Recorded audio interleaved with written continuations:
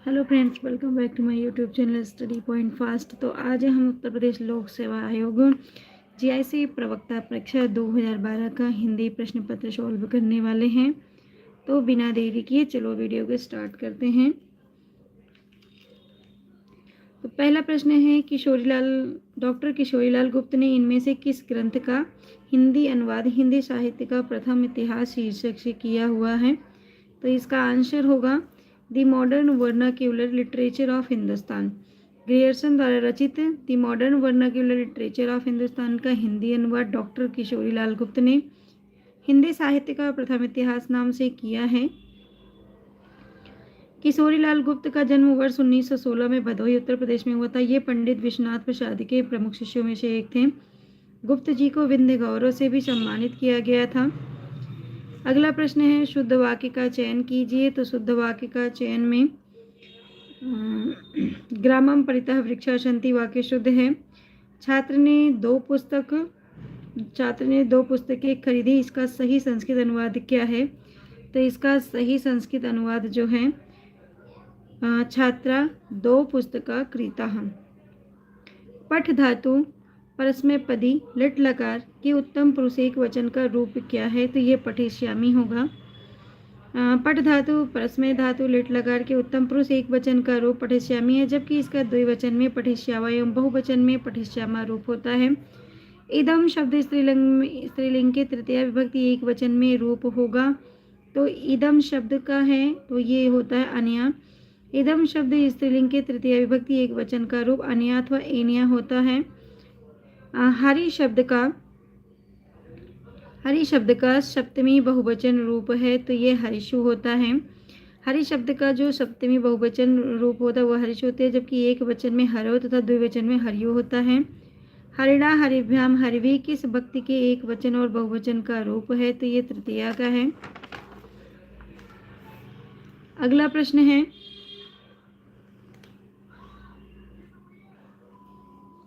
इत्तलम में कौन सी संधि है? तो इत्तलम में यड़ सर्व संधि है।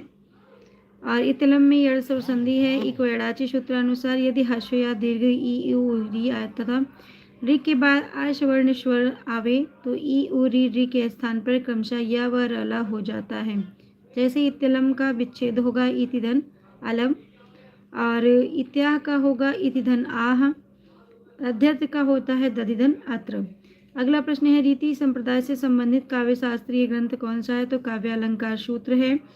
रीति संप्रदाय के प्रमुख आचार्य वामन हैं, जिन्होंने अपनी कृति काव्यालंकार सूत्र में रीति को स्पष्ट शब्दों में काव्य की आत्मा माना है। वामन काव्य शास्त्र में रीति संप्रदाय के आदि प्रवर्तक माने जाते हैं, जो कि काव्यालंकार सूत्र मूलतः सूत्रों में रचित है। रीति शब्द जो है ये रिंग धातु से त्रिकित प्रत्यय लगाकर बना हुआ है, और इसका जो शाब्दिक अर्थ होता है वो प्रगति है, पद्धति है, प्रणाली है, और परंतु वर्तमान में शैली के रूप में यह अधिक समाहित है। अगला प्रश्न है, आचार्य कुंतक ने वक्रोक्ति के कितने भेद बताए हैं? तो आचार्य कुंतक ने वक्रोक्ति के 6 भेद माने हैं। ये बहुत ही इंपॉर्टेंट क्वेश्चन है। और आप लोगों से एक रिक्वेस्ट है, अगर आप हमारे चैनल पर पहली बार आए हैं, नए हैं, तो आप हमारे चैनल को प्लीज़ सब्सक्राइब करें, लाइक करें और शेयर करें, ताकि हमारी आने वाली सारी वीडियोज़ आप तक पहुँचती रहें। आचार्य कुंतक ने वक्रोक्ति के कितने भेद माने हैं? तो इसके 6 भेद माने गए हैं। आचार्य कुंतक जो है वक्रोक्ति के 6 भेद मानते हैं कि कुंतक ने वक्रोक्ति को अति व्यापक रूप से ग्रहण किया है। इनकी वक्रता वर्ड से लेकर प्रबंध रचना तक व्याप्त है। इन्होंने वक्रोक्ति जीवितम में वक्रता के 6 प्रकार का वर्णन किया हुआ है। अगला प्रश्न है, राजशेखर के नाटक का नाम है? तो राजशेखर के नाटक का नाम बाल रामायण है। राजशेखर मुख्य रूप से कवि और नाटककार हैं। उन्होंने 4 नाटकों बाल रामायण, बाल भारत, विद्याशाल भंजिका और कर्पूर मंजरी की रचना की है। कर्पूर मंजरी संस्कृत भाषा में न लिखकर प्राकृत भाषा में लिखा गया षटक है। इनका 5वां ग्रंथ जो है काव्य मीमांसा है। यह ग्रंथ साहित्य समीक्षा से संबंध रखता है, और इसी ग्रंथ के कारण अलंकार शास्त्र के इतिहास में उनको गौरवमय स्थान प्राप्त हुआ है। अगला है, वक्रोक्ति के विरोधी आचार्य कौन है? तो वक्रोक्ति के विरोधी आचार्य मम्मट हैं। आचार्य विश्वनाथ संस्कृत काव्य शास्त्र के मर्मज्ञ आचार्य थे। इनका पूरा नाम जो है वो विश्वनाथ महापात्र था। और ये कलिंग के रहने वाले थे। इन्होंने अपने आप को संधि विग्रहिक यानी कि अष्टादश भाषावार विलासनी भुजंग भी कहा है। और वक्रोक्ति के जो आचार्य हैं विश्वनाथ, ये अलाउद्दीन के शासनकाल में थे। इसके बाद है अगला प्रश्न जो है, रसो वैशा को अपनी परिचर्चा में किस आचार्य ने सम्मिलित किया है? तो रसो वैशा, ये परिचर्चा जो है इसमें आचार्य विश्वनाथ को सम्मिलित किया गया है। अगला शब्द है आत्मन, शब्द के चतुर्थी बहुवचन का रूप है। तो इसमें जो है संस्कृत के भी कुछ क्वेश्चन पूछे जाते हैं, जैसे ये है आत्मन। आत्मन शब्द के चतुर्थी बहुवचन का रूप जो है आत्माभ्य होता है। अस्मद में अस्मद का अस्मा भी होता है। विभक्ति सूचक प्रत्यय जो होता है ये शुभ प्रत्यय होता है। सह के योग में कौन सी विभक्ति होती है? तो सह के योग में जो है तृतीया विभक्ति होती है। चक्रपाणी में कौन सा समास है? चक्रपाणी में बहुव्रीहि समास है। अगला प्रश्न है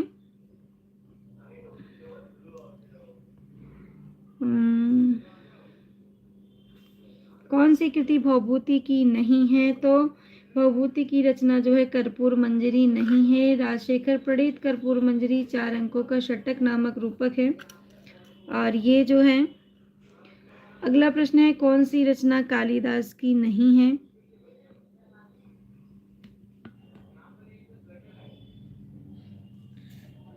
कालिदास की जो रचनाएं हैं इसमें वो बुद्धचरित नहीं है, जबकि ऋतु संहार, कुमार संभवम, रघुवंश ये सब जो है कालिदास की रचनाएं हैं।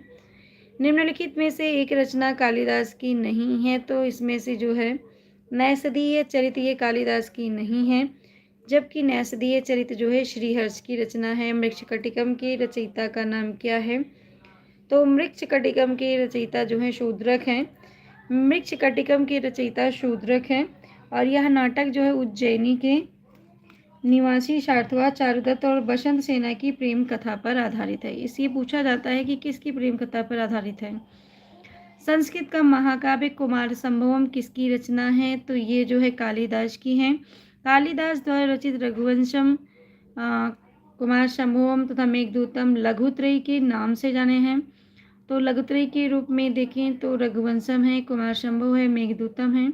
ऋतु संहार लघुत्रयी के अंतर्गत नहीं आती है। इसमें 6 सर्ग लगभग 144 श्लोक हैं। इसमें ग्रीष्म से बसंत तक 6 ऋतुओं का सुंदर चित्रण है। रघुवंशम किसकी रचना है? तो रघुवंशम भी कालिदास की रचना है। संस्कृत के निम्नलिखित ग्रंथों में कौन सा ग्रंथ नाटक नहीं है? तो कालिदास द्वारा रचित जो है रघुवंशम ये नाटक नहीं है, बल्कि ये एक चरित महाकाव्य है। यह 19 सर्गों में विभक्त है। इसमें मनु से लेकर सूर्यवंशी, राजा दिलीप, रघु, अज, दशरथ आदि सहित कुल 31 राजाओं के जीवन का वर्णन है। इसी प्रकार इंदुमती, सीता, कुमुदवती आदि कवियों रानियों का भी वर्णन है। प्रतिमा नाटकम के रचयिता कौन है? तो प्रतिमा नाटकम के रचयिता भास हैं। संस्कृत नाटककारों में भास का नाम उल्लेखनीय है। भास कालिदास के पूर्ववर्ती हैं। इसके बाद अगला है भास की रचना है। महाकवि भास की रचना कौन सी है? तो महाकवि भास की रचना जो है प्रतिमा नाटकम है। प्रतिमा नाटकम जो है ये महाकवि भास के द्वारा लिखी गई है। कौन सा नाटक भास का नहीं है? तो स्वप्नवासो दत्तम है, प्रतिज्ञा है, प्रतिमा नाटकम है, मुद्रा राक्षस है। तो जिसमें से मुद्रा राक्षस जो है ये भास का नहीं है, यह विशाखा दत्त की मुद्रा राक्षस जो है ये विशाखा दत्त की रचना है। और